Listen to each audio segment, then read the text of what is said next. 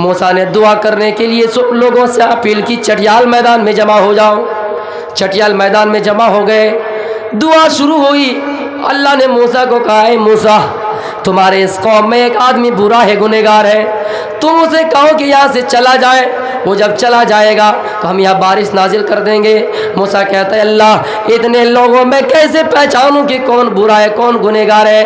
اللہ کہتا ہے، موسیٰ تمہارا کام ہے آواز دینا، میرا کام ہے پہنچانا، آواز دو۔ موسیٰ نے جیسی آواز دی اس آدمی کے کانوں میں پہنچی، وہ آدمی سمجھ گئے کہ میرے ہی بارے میں بول رہے ہیں۔ میرے پیارے ساتھیوں، وہ آدمی ادھر ادھر دیکھنے کے بعد سوچنے لگا کہ اگر میں یہاں سے نہیں نکلتا ہوں، میرے وجہ سے لوگوں کو بارش نہیں ہوگی، لوگوں کو پانی نہیں ملے گا، یا پھر یہاں اگر رہ جاتا ہوں یا چلا جاتا ہوں لوگ کہیں گے یہی برا ہے، اب کیا کیا جائے؟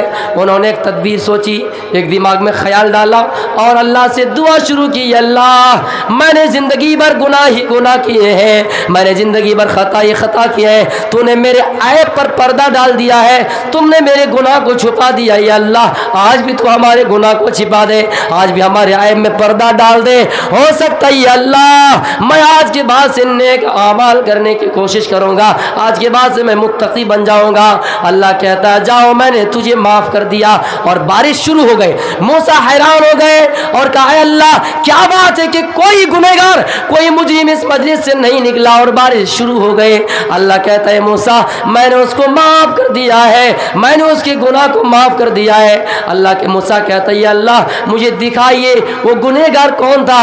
اللہ کہتا ہے، موسیٰ میں نے زندگی بھر ان کے عیب میں پردہ ڈالتا رہا، زندگی بھر ان کے گناہ کو چھپاتا رہا، آج کیسے ہو سکتا ہے کہ میں تمہارے سامنے ان کے عیب کو ظاہر کر دوں؟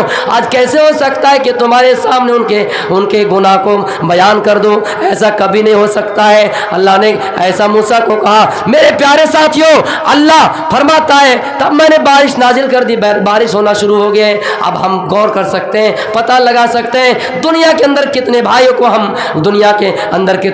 کو ہم نیچے گرانے کی کوشش کر رہے ہیں، انہیں آپ اوپر سے نیچے کی طرف دھکیل رہے ہیں۔ دنیا کے اندر کتنے بھائی کے پیچھے لگے ہوئے ہیں، دنیا کے اندر کتنے بھائیوں کے عیب کو ظاہر کر رہے ہیں۔ چوک چوراہے میں بیٹھ کر اس کی غیبت، چوک چوراہے میں بیٹھ کر اس کی عیب یہ بیان کرتے ہیں، ہاں فلاں کے اندر فلاں عیب ہے، فلاں کے اندر فلاں برائی ہے، اس چیز سے بچیے۔ اس واقعے کو بتانے کا مقصد یہ تھا، مسلمانوں ہم انتشار میں بٹے ہوئے تھے، جب تک تھے، لیکن اب ہمیں اللہ سے دعا کرنی ہے، یا اللہ ہم اب تک انتشار میں بٹے ہوئے تھے لیکن اب انتشار میں نہیں بٹیں گے، ایک پلیٹ فارم پر آئیں گے اور انشاءاللہ ظالم قوم کو ہرائیں گے، باطل قوم کو ہرائیں گے اور حق پر لوگوں کو لائیں گے، حق پر لوگوں کو بٹھائیں گے، حق پر لوگوں کو سطح پر لائیں گے۔ یہ بتانے کا مقصد تھا۔ میرے پیارے ساتھیوں، اس چیز کو آپ کو غور سے سمجھنا چاہیے کہ ہماری حالت صورتحال کہاں سے کہاں پہنچ گئے ہیں۔ آئیے میں آپ کو وہ ایشور جن کے بارے میں کوئی شک و الجھن نہیں، لیکن ہم اور آپ شک و الجھن میں پڑے ہیں، اللہ ہے یا نہیں۔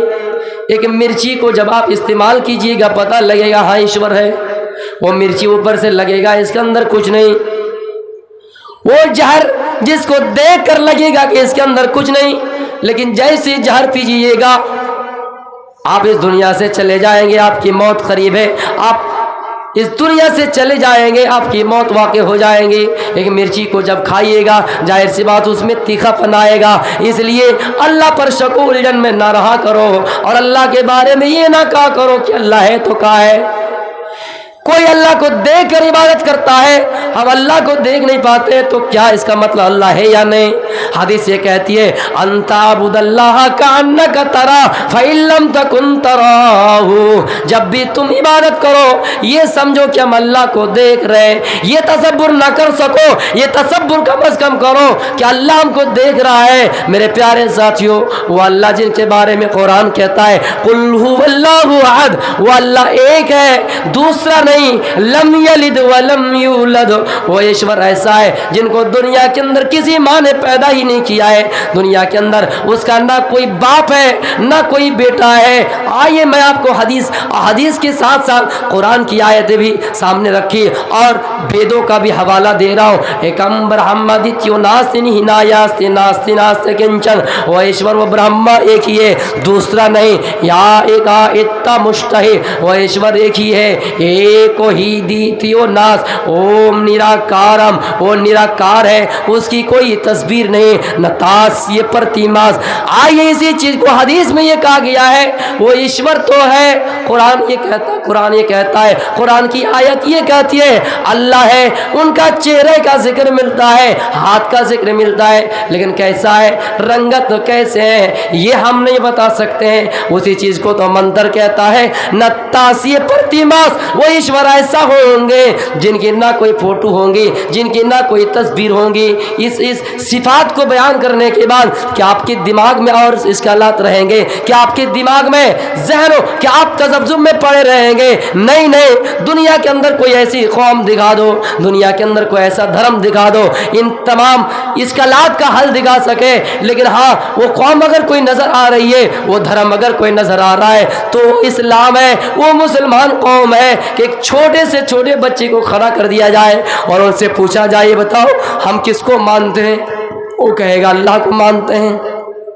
اللہ کتنے ایک ہے؟ لیکن آپ عیسائی سے پوچھیں، عیسائی یہ کہیں گے اللہ تین ہے یا پھر تین الگ الگ ہے، شک و الجھن ان کے درمیان بھی ہے۔ ایک اگر غیر مسلم، میں نام نہیں لے رہا ہوں، یہ بڑے مذہب کے ہیں، ان سے کہا جائے تم کتنے کو ماننے والے ہو، کہے گا 33 کوٹی دیوی دیوتا۔ اگر کہو ایک طرف سے نام گناؤ یا پھر یہ کہو جس کو بھگوان کے روپ میں جانتے ہو اور مانتے بھی ہو تو یہ بتاؤ اس کے ہاں کوئی بیٹا ہوا تھا یا نہیں، وہ کسی کا بیٹا تھا یا نہیں۔ اگر کوئی کتاب ایسی ہے، کوئی دھرم اگر ایسا ہے وہ اسلام ہے تو ان شک و الجھن کو دور کرتا ہے اور کلیئر یہ جواب دیتا ہے اے لوگوں جس ایشور کی ہم اور آپ پوجا کرتے ہیں وہ ایشور اللہ ہے اور اس کا کوئی باپ نہیں ہے، اس کا کوئی بیٹا نہیں، لہذا اس شک و الجھن میں نہ پڑے رہو۔ اور ہاں اگر تم اچھے مقام حاصل کرنا چاہتے ہو، بلندی حاصل کرنا چاہتے ہو، جنت حاصل کرنا چاہتے ہو تو اسلام کے دائرے میں آ جاؤ، کیونکہ اسلام کو چھوڑ کر کسی بھی مذہب میں جاؤ گے تو کامیاب نہیں ہو سکتے ہو۔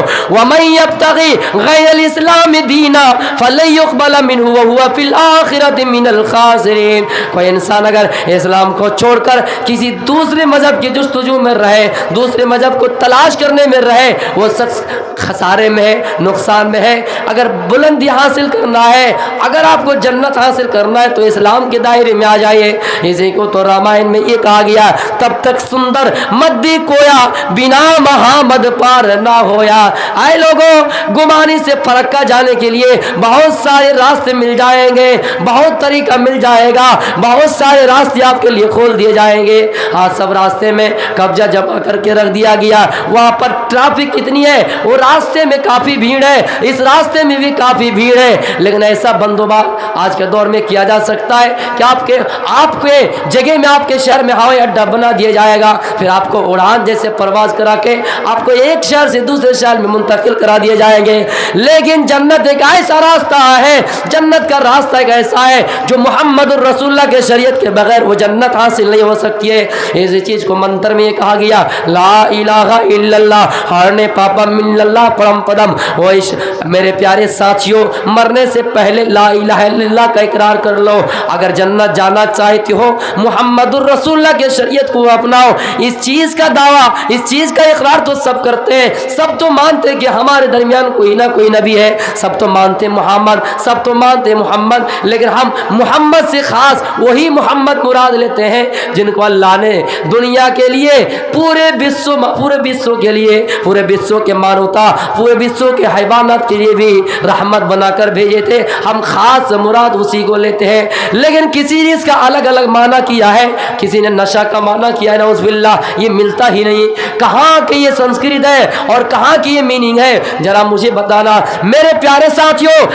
میرا بتانے کا مقصد ہی ہے دنیا کے اندر کوئی انسان انسان اگر چاہے کہ یہ بڑا آدمی ہے ہم اس کے پاس نہیں جائیں گے, دوسرے کے پاس جا کر اپنا کام کرا لیں گے, وہ کر سکتا ہے. دنیا کے اندر کوئی انسان یہ کہے ہم کسی کے دروازے میں نہیں جائیں گے, اپنا ایسا دروازہ بنائیں گے, ہم ایسا بھول بھلیا تیار کریں گے, ایسا تاج محل تیار کریں گے, ایسا برج خلیفہ جیسی عمارت اور مکان بنائیں گے کہ ہمیں تاج محل دیکھنے کی ضرورت نہ پڑے, ہمیں بھول بھلیا جانے کی ضرورت نہ پڑے. ہم خود اس چیز کو بنا لیں گے, ہم خود اس چیز کو وجود میں لا لیں گے, ہم وہاں جانے کی مجھے کوئی ضروری نہیں ہے. لیکن اسلام ایک ایسا راستہ ہے, محمد کی شریعت ایک ایسی شریعت ہے جس کے اندر سب کو داخل ہونا ہے, جس کی شریعت کو سب کو پامال کرنا, جس کی شریعت کو سب کو عمل کرنا ہے, جس کی شریعت پر سب کو چلنا ہے. میرے پیارے ساتھیوں, اس لیے محمد الرسول اللہ کو لازم پکڑنے رہنا. وہ ایشور یہی تو کہتا ہے اور ہمیشہ ہی پیغام دیتا ہے